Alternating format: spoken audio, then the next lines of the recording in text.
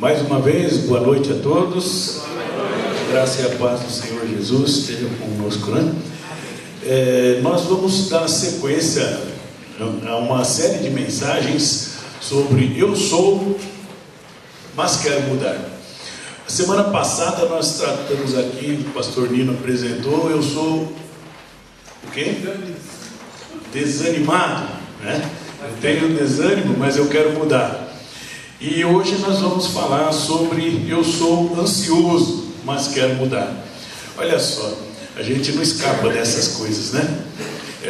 Tão tranquilo, a gente vai estudar para pregar sobre ansiedade e a gente fica ansioso na hora que está preparando a mensagem, fica ansioso de sentado no banco, ansioso com tudo, né? É uma coisa natural, né? Mas isso mostra só que a ansiedade é algo que realmente está no nosso dia a dia, no nosso cotidiano, e não por outra razão. Jesus Cristo no Sermão do Monte abordou esse tema assim. Eu estou olhando algumas versões da Bíblia, se eu não me engano essa minha aqui, ela tem 6 menções no capítulo 6, 25 até o 34, tem, se não me engano, 6 ou 7 menções a expressões como não vos inquieteis, não estáis ansiosos, não tenhais cuidado. Então, é algo que realmente é uma questão que está no nosso cotidiano. E nós precisamos aprender a lidar com isso, né? Eu convido os irmãos, então, a estar abrindo a Bíblia no capítulo 4 da carta de Paulo aos Filipenses. Nós vamos ler esse texto aí.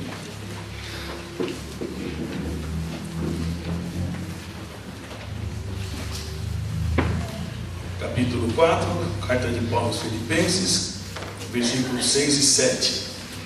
Assim diz o texto, os irmãos acompanhem aí. Não estejais inquietos por coisa alguma, antes as vossas petições sejam em tudo conhecidas diante de Deus, pela oração e súplica, com ação de graças. E a paz de Deus, que excede todo o entendimento, guardará os vossos corações e os vossos pensamentos em Cristo Jesus. Amém. Senhor, nosso Deus, nosso Pai, mais uma vez, Senhor, vimos a Tua presença para nos colocar, Senhor, inteiramente nas Tuas mãos, meu Deus.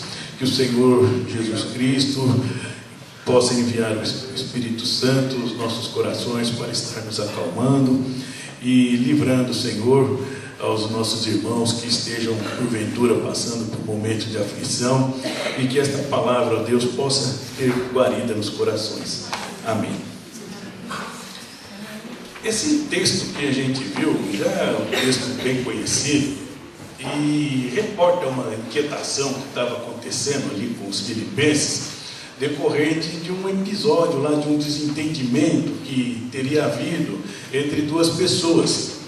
Esse caso criou alguma aflição ali no meio da igreja, e Paulo, entre as recomendações que ele trouxe, ele falou, abriu esse capítulo, assim, abriu esse tema, colocando para que eles não deveriam estar ansiosos. Acho que Paulo devia estar escondido ouvindo o Sermão do Monte, né? Quando Jesus falou isso, aí ele prestou atenção, né? Mas o livro, a questão da ansiedade, né? Ela perspassa, né, por tudo quanto é situação, até mesmo na pregação do pastor domingo passado. Vejam, não sei se os irmãos vão se lembrar, ele trabalhou aqui o Salmo 42, né? E tem um trecho do Salmo que fala justamente isso. A pessoa fazendo um mergulho interno diz assim: porque estás abatida, ó minha alma, porque te perturbas dentro em mim, né? Espera em Deus, pois ainda o louvarei, a Ele o meu refúgio e Deus meu. Então, surgem aqui umas questões, né, para a gente estar pensando interiormente. Primeiro, você costuma ficar ansioso? Ninguém precisa levantar a mão para responder nada, tá? Nós vamos só estar pensando aqui interiormente, tá bom? Você já passou por situações que lhe tiraram o sono? Já se viu ansioso? Se já se viu ansioso, como que você conseguiu perceber isso? Que você estava com algum sintoma de ansiedade lá no pico. Como essa situação acabou se resolvendo? Então vamos estar pensando nesse negócio aqui. Eu queria que a irmã então só passasse aí o primeiro slide, porque a ansiedade, sendo o que ela precisa ser combatida, nós precisamos aprender a lidar com isso. Obviamente, a gente não vai sair aqui com uma resposta pronta, absolutamente, e que está tudo resolvido no momento seguinte, quando encerrar o culto. Mas é uma coisa que a gente vai entender como que a gente vai combater isso, né? Precisamos encontrar o antídoto da ansiedade e combatê-la. Passa mais, irmão. Nós temos alguns conceitos sobre a ansiedade. O que é ansiedade, afinal? Eu fui pesquisar, então, o dicionário, né? Alguém fala que é o pai dos burros, né? Imagina. É preciso, então, entender que a ansiedade é um substantivo feminino, né? Essas versões que eu encontrei, é um grande mal-estar físico e psíquico, aflição, agonia. Num outro sentido, também angústia, ânsia, incerteza aflitiva. Em sentido figurado, um desejo veemente e impaciente, né? Isso eu encontrei nesse dicionário aí do Cândido Figueiredo. No conceito psicológico, que também está dentro dessa literatura, né? Diz que a ansiedade é uma condição emocional de sofrimento definida pela expectativa de que algo inesperado e perigoso aconteça, diante da qual o indivíduo se acha indefeso.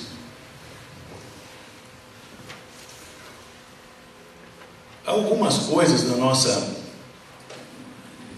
vida e que não pode ser absolutamente motivo de ameaça, de coisa que nos causa um mal-estar. Só de pensar numa expectativa de perda ou de algo desagradável que possa nos acontecer.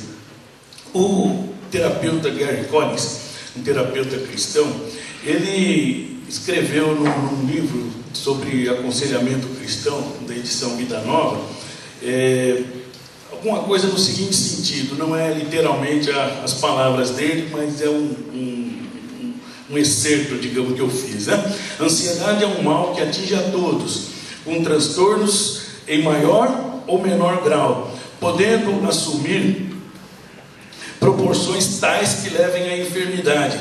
Pode disseminar disfunção na atenção, concentração, memória, desempenho, capacidade de análise e solução de problemas, eficiência da comunicação e na nossa serenidade, gerando pânico. Sintomas físicos como paralisia, taquicardia, dor de cabeça e refluxo gastroesofágico. Enfim, afeta a vida, não é verdade? Por isso, a ansiedade ela deve ser combatida. A gente tem que aprender a lidar com isso, né?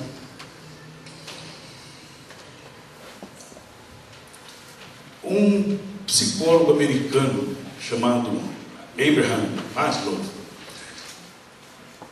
ele escreveu, tem a coisa mais importante da obra dele, ele imaginou uma hierarquia das necessidades. Tem um slide aí, olha lá, né? Nós temos ali, na hierarquia das necessidades, na base da pirâmide, ele colocou as necessidades fisiológicas.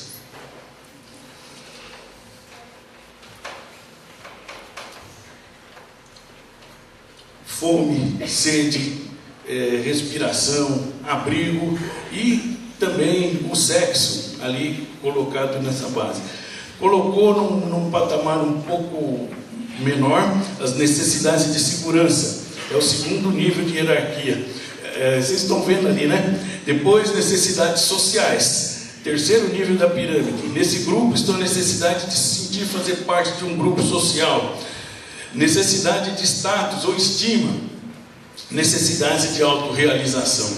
Teve um grupo musical que, alguns anos atrás, eles escreveram uma música que é até muito conhecida, que eles falam assim, que comida é pasto, bebida é água. Você tem fome de quê? Você tem sede de quê? A gente não quer só comida, a gente quer bebida, diversão e arte. A gente não quer só dinheiro, a gente quer inteiro e não pela metade. Essas coisas todas estão aí de alguma forma inseridas dentro da pirâmide dessa necessidade humana. E a impressão que eu tenho quando eu vejo esses textos do Maslow é que ele parece que os políticos, de uma forma, eles aprenderam esse negócio aí, que eles trabalham todo o discurso político em cima disso aí, né? Vai ter comida para todo mundo, vai ter segurança então morre. Você pode ter tudo aquilo, mas se você não tiver segurança, vem alguém e rouba a tua comida, né? E você fica sem. Então essas expectativas são coisas que realmente prendem o ser humano. No slide seguinte, a gente vai entender aí essa questão da ameaça. A ameaça, então, a essas coisas, vem nos trazer, vai colocar a gente dentro de uma situação de ansiedade. Toda ameaça real ou iminente às necessidades, consciente ou não, tá? Porque às vezes a ameaça, ela existe, a gente consegue detectar, assim, ela é patente, é explícita, é exposta, mas às vezes ela está assim meio que camuflada, escondida, e a nossa mente consegue captar aquela ameaça. Então inconscientemente a gente começa a sofrer com aquilo. Isso tem o potencial de nos levar a uma situação de ansiedade e consequentemente os seus desejos indesejáveis. Os tipos de ansiedade que a gente conhece,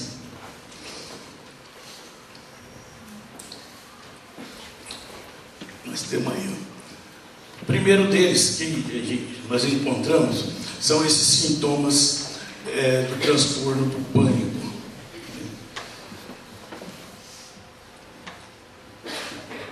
Um outro sintoma é o transtorno. Cadê meu papel? Eu estou tentando ler ali, está pequeno. Transtorno do pânico. Os inimigos, os indivíduos com transtorno do pânico têm forte sensação de que está para morrer. A pessoa acha que vai morrer a qualquer momento. Nós estivemos estudando isso aqui no domingo retrasado, se não me engano, com o nosso irmão Coronel Camargo aqui, né? A pessoa perde o controle, como se estivesse tendo um ataque de coração.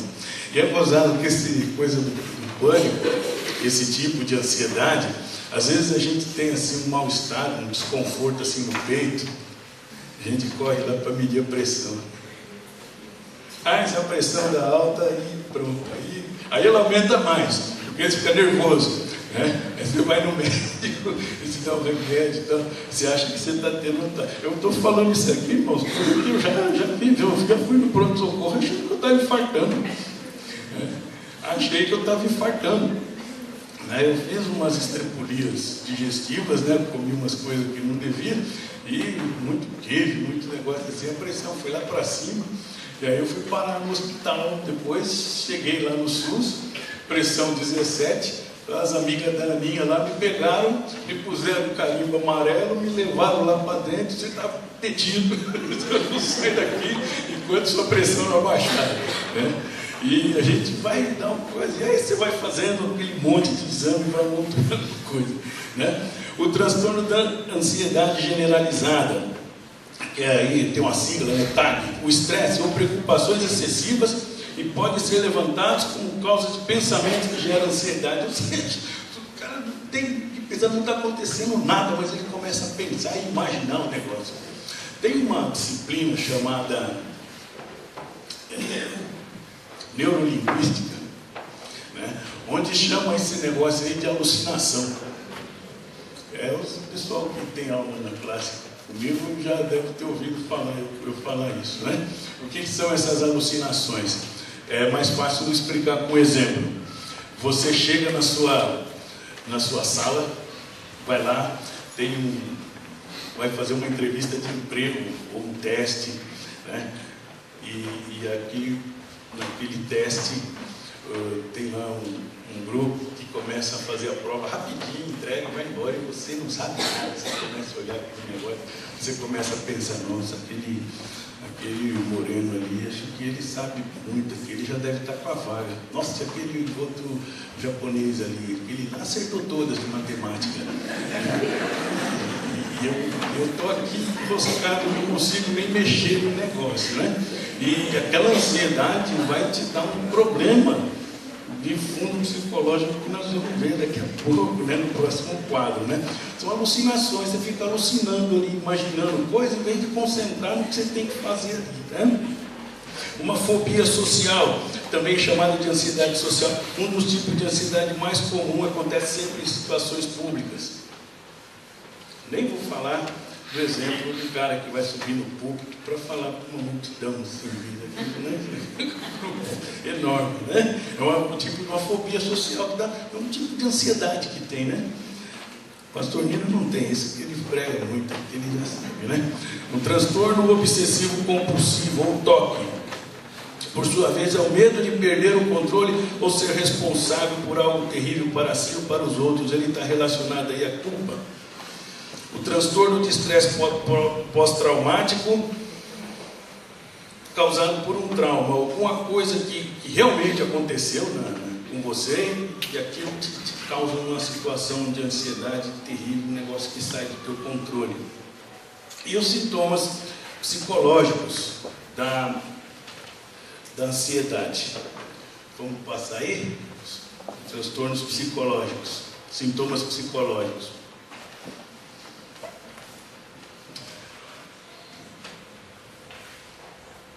Um deles aqui é a preocupação excessiva ou perfeccionismo. O que vem a ser isso? Pessoas constantemente pressionadas no campo profissional. Ou o pessoal quer que tudo saia exatamente conforme planejado. Gente, isso é uma coisa séria, viu? Por um lado, nós não se pode, não se deve, numa organização, tolerar a mediocridade. Nós devemos buscar excelência. O pastor Nino já viu essa história aqui, né? A ameaça da mediocridade, né? O John Haggai, do Instituto Haggai, ele tem uma mensagem que ele traz isso, né? Que busca a excelência. Mas, por outro lado, meus irmãos, isso não pode ser algo que vai fazer você ficar doente por causa disso. Você quer que tudo saia certinho, tudo saia muito perfeito nos mínimos detalhes. Às vezes, não é possível que isso aconteça. É difícil lidar, é uma questão complexa. Por isso que a ansiedade é um problema que está na sociedade, que está no meio cristão, fora do meio cristão, está em todo lugar. Medos irracionais, constantes, fobias exageradas, medo demais, não medo descabido, também está na lista de sintomas. Medo de que alguém entre na sua casa, medo de voar, né? Tem gente, né, que vai pegar o avião, né? Tem que respirar fundo, né? Deus me abençoou com isso. Acho que eu orei tanto por causa dessas coisas, e toda vez que eu entro no avião, eu sento num ônibus, qualquer coisa que eu sento no trem,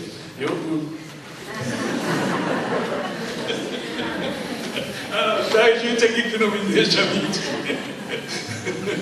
Tem gente que pega o trem comigo aqui de vez em quando e que sabe isso é verdade. Eu cochilo, eu durmo, eu apago, né? E no avião não é diferente não, né? Às vezes ele nem decolou, aquela demora que fica aquela coisa, aí quando eu vejo ele está lá em cima, né? Eu chegando já, alguém fala alguma coisa, ou era o almoço oferecendo lanche, né? Eu acordo.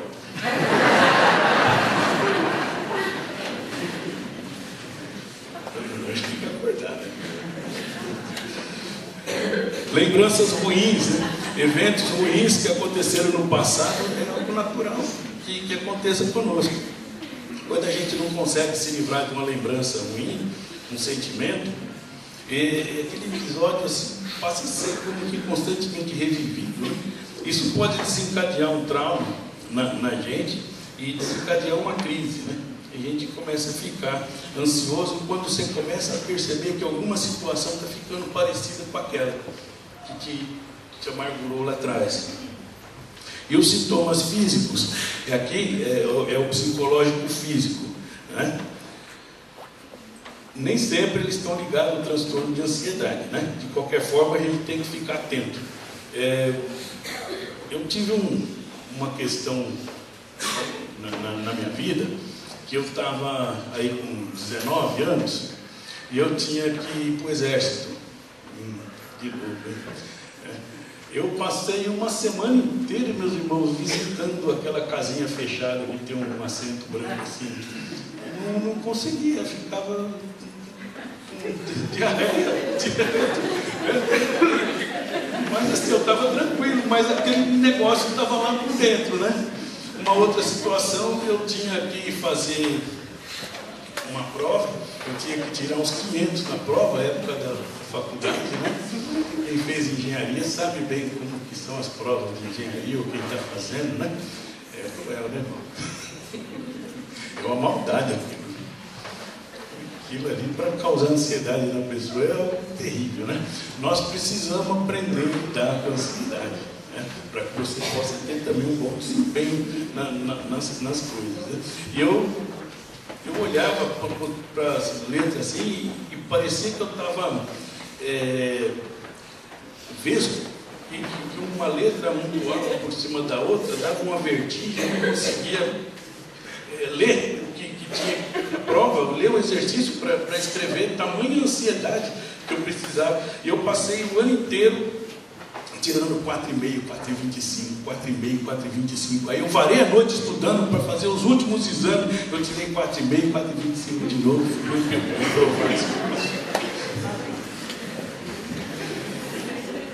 É fácil não é fácil mesmo, né? Tensão muscular, né? Pessoas ansiosas normalmente apertam a mandíbula.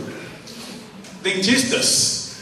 Os dentistas aqui da igreja, né? Nós temos aqui alguns, não temos, cadê a minha dentista? Olha lá, a Priscila, né? Cadê a Lana está lá em cima, né? Tem uns dentes, uma maxilar aqui, né? Que muitos executivos, eles trincam o molar lá, não sei exatamente, mas os irmãos sabem o que eu estou falando, qual que é o dente. O molar ele trinca, né? Muitos executivos, eu tenho uma amiga dentista que ela fez um trabalho de mestrado pesquisando esses assuntos. Ela catou vários executivos, grupos chegavam com trinca, maxilar e tal, porque o pessoal vivia sob constante pressão e ele não tinha para onde extravasar aquilo, dente assim, aquela tensão provocou isso aí, os executivos com alto nível de estresse, quando a gente não vê casos de pessoas que cometem suicídio por conta disso, né? Dores no corpo, dor de barriga, enjoo, dor no peito, falta de ar, e a fala exageradamente rápida. A pessoa está ansiosa, muito criança, né? A gente vê que está querendo alguma coisa, parece aquela figura da televisão lá, o Chaves, né? Que ele começa a falar rápido, uma coisa atrás da outra, e aí fica ininteligível, não é verdade? Então, esses são aspectos aí psicológicos. Mas se você entrar num site chamado zenclub.com.br na internet, vocês vão encontrar ali dicas para um estilo de vida mais saudável, várias dicas, né? Como ir para a cama mais cedo, acordar mais cedo, reduzir a cafeína, o açúcar, os alimentos processados da sua dieta, praticar gratidão, até isso eu encontrei, tá? E praticar gratidão, eu tenho um ponto de contato aqui com a palavra de Deus, né? E saber que os sentimentos não são fatos. Não é porque você está sentindo uma coisa, que você está com uma impressão que aquilo ali de fato está acontecendo, né? Entretanto, meus irmãos, embora você possa encontrar em livros de autoajuda, encontrar isso tudo, nada supera a palavra de Deus. E ali nós vamos encontrar padrões de excelência insuperáveis para a gente lidar com essa questão da ansiedade. Vamos voltar então ao texto de Filipenses, capítulo 4. Eu acho que eu pus essa parte aí no slide, porque eu queria aproveitar a parte final do versículo 5, né? seja a vossa equidade notória a todos os homens, perto está o Senhor. Não estejais inquietos por coisa alguma, antes as vossas petições sejam em tudo conhecidas diante de Deus, pela oração e súplica, com ação de graças, e a paz de Deus, que excede todo entendimento, guardará os vossos corações e os vossos pensamentos em Cristo Jesus. Amém. Fui saber essa expressão, ansiedade, estáis ansiosos, estáis inquietos, com os cuidados da vida, e descobri que essa palavra, ela tem um sentido no original de que você não deve se importar com isso. O sentido não se importe com isso. Entretanto, não é uma ordem para você largar essas coisas. Então, nessa passagem a gente tem pelo menos aí três itens, 3 tópicos, 3 pontos que a gente precisa ter muito bem dentro de nós, guardados, para a gente aprender a lidar melhor com a ansiedade. Primeira coisa, esse finalzinho do versículo 5, é a última frase ali, perto está o Senhor. Meus irmãos, nós precisamos saber que você pode estar passando pelas agruras que você estiver passando, pelas dificuldades que você estiver passando, por momentos de aflição. Não perca a esperança, porque o Senhor está perto. O Senhor está perto. A hora que você vai pegar aquele resultado daquele exame que você fez, que está te preocupando, saiba que o Senhor está perto. O Senhor já viu aquele resultado antes. O Senhor já tomou as providências tudo antes para cuidar de você. O Senhor está perto. Nós cantamos aqui aquele hino maravilhoso, né? O homem que escreveu aquele hino irlandês, ele perdeu a noiva na véspera do casamento. Ele foi ter um outro, passado algum tempo, ele foi se casar de novo. A noiva ficou enferma e faleceu também. Decorrido mais alguns anos, ele perdeu a mãe. E quando ele escreveu uma carta para a mãe dele, ele mandou uns versos. E os versos ficaram rabiscados lá. E depois um grupo de amigos dele acabou encontrando aquilo. E os versos que ele escreveu para a mãe dele, quando ela estava para falecer, esse hino que nós cantamos: em Jesus amigo temos, mais chegado para os irmãos. Olha só, né? A ordem que o Senhor nos dá aqui, não estejais inquietos, não se importem, né, com coisa alguma, não é uma ordem para você largar a mão das coisas, não. É para você entregar as coisas nas mãos de Deus. Entregar aquela inquietação que você tem dentro do seu casamento. Às vezes você está lidando com uma situação complicada ali, que só você e o casal ali sabe. Às vezes você está ansioso, né? E isso prejudica ainda mais o relacionamento, porque pode interferir no seu comportamento, pode desaguar numa situação, digamos assim, um pouco mais patológica da ansiedade e levar você para um sofrimento que você vai estampado pelo seu rosto. Isso vai refletir no teu ambiente de trabalho, por onde quer que você ande, e você pode até ser mal interpretado às vezes por não responder um bom dia, um cumprimento, por causa de uma coisa interna que está fazendo você sofrer. Então o Senhor não quer que você largue, não é esse sentido de você largar as coisas, mas você entregar nas mãos dele, né? Entrega tudo a mim, confia de todo o coração. O pedido, terceiro ponto aqui, o pedido que ele fala assim: você entrega nas mãos de Deus, dê os seus pedidos, os seus anseios a Ele conhecer, dê conhecimento a Deus dessas coisas. O Senhor já sabe, mas a hora que você verbaliza, que você exercita o falar, isso te desafoga o coração, porque você sabe com quem você está falando. Com aquele que tem poder para fazer infinitamente mais tudo aquilo que você pode estar pensando na sua vida. O texto nos remete a fazer isso debaixo de oração. E aqui, bacana, oração e súplicas, né? Eu entendi que essa oração é um ato de culto. Não é o simples dobrar o joelho ali e fazer isso, não. Você vê que ele fala oração, súplica com ação de graças. É um ato de culto que o Senhor está falando para você fazer. Faça um ato de culto sincero e apresentando esses seus pedidos a Deus com ação de graça. A Eucaristia, né? O resultado disso vai lá para o versículo 7, que diz assim, então, olha lá, né? E a paz de Deus, que excede todo entendimento, guardará os vossos corações. A paz de Deus que excede todo entendimento. Semana passada o pastor Nino, ou foi quarta-feira, que ele falou assim, Deus faz os negócios doidos aos nossos olhos, né? Porque o sobrenatural é algo que contraria toda a lógica. Às vezes, para a gente não há... Você racionaliza uma determinada situação e você não vê saída. Você não vê saída. Mas impressionante como Deus ele faz uma coisa sobrenatural e interfere ali naquele meio ali e muda todo aquele cenário de uma maneira extraordinária. Às vezes, ele, sem mudar o cenário, muda aquela situação porque ele muda você. Quando você está falando com ele, você vai num ato de culto a Deus, oração de graças, é um ato de culto.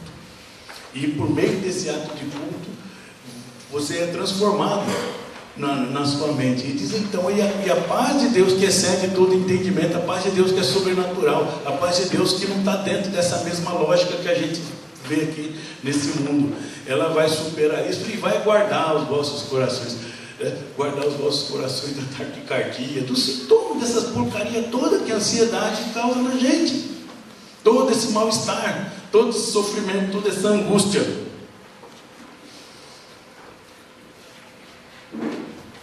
A lógica do nosso coração é o local onde está ali guardado os nossos sentimentos, os nossos afetos, os nossos impulsos da vida. Ele é algo que remete para a situação em que só Deus mesmo pode nos ajudar.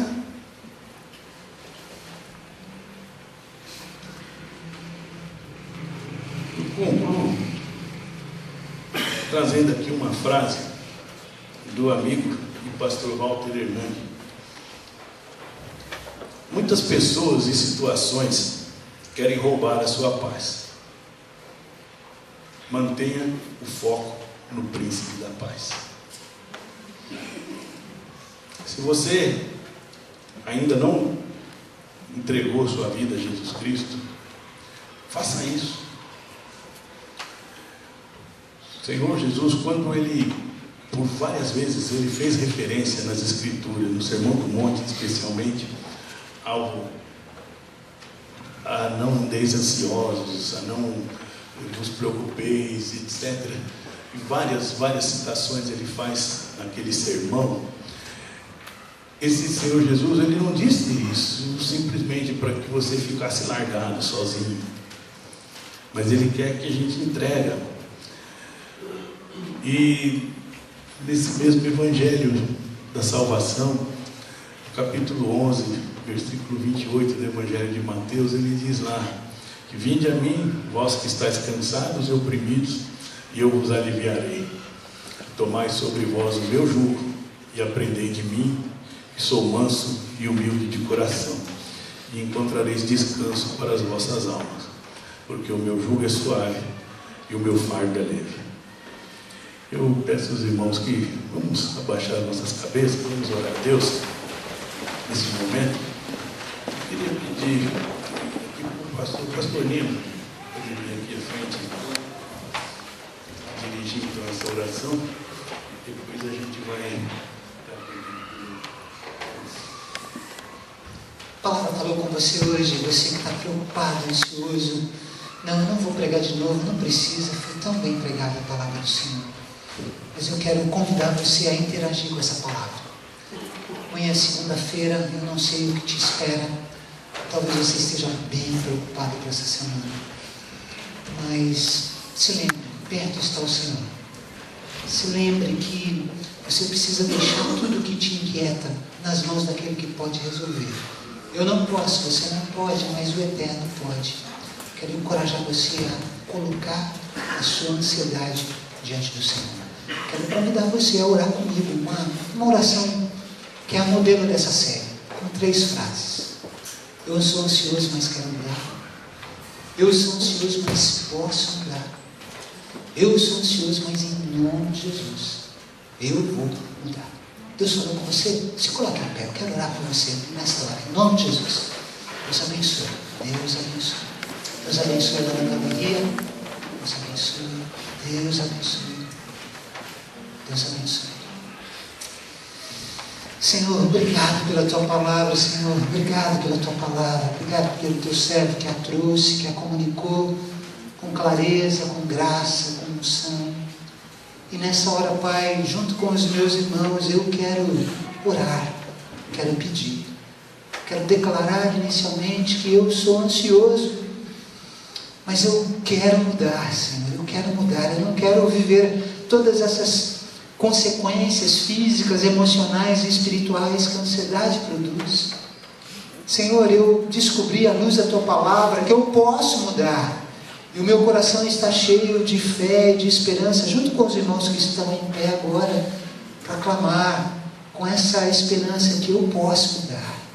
E mais do que isso, Pai, a certeza de que eu posso mudar não está nas minhas forças, mas está na força do nome de Jesus, porque em nome de Jesus eu vou mudar, nós vamos mudar. Nós oramos, Pai, agradecidos pela ação do Teu Espírito através da Tua palavra nesta hora, e por essas pessoas que se colocaram em pé, entendendo o Teu recado, interagindo com o Senhor e desejando que o Senhor lhes dê governo para as suas vidas, direção para as suas vidas. Cuida da gente, Pai, cuida da gente, porque o Senhor está perto. Perto está o Senhor de nós. Louvado e engrandecido seja o nome de Jesus. Amém, amém, amém.